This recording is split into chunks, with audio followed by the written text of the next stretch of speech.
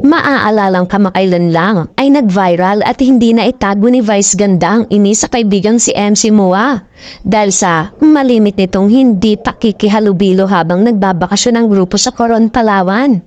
Matapos ang sagutan at labasan ng hinaing ay kaagad namang humingi ng depensa si MC. Maluha-luha nitong sinabi, "Sorry naman talaga. Di kaninang umaga nagchat naman ako sa'yo.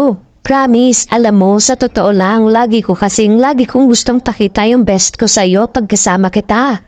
Pero bakit sa amin lahat kay Lassie? Ako yung madalas mong napapagalitan." Hindi namang maiwasan na may mga nag-react na netizen tungkol dito. Sipa ng mga netizen, hindi lang daw sila makapalag kay Vice dahil nga naman si Vice Ganda na yan. Kumbaga maging sa Showtime ay siya ang tumatayong head sa noontime show. Siya ang may say.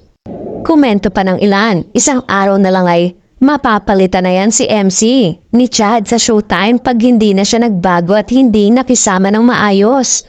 Samantala sa huli, nauwi rin sa pagpapatawaran at yakapan ng eksena ng magkakaibigan ng ilang dekada kaya sana daw ay huwag nagawing pang issue ng ilan.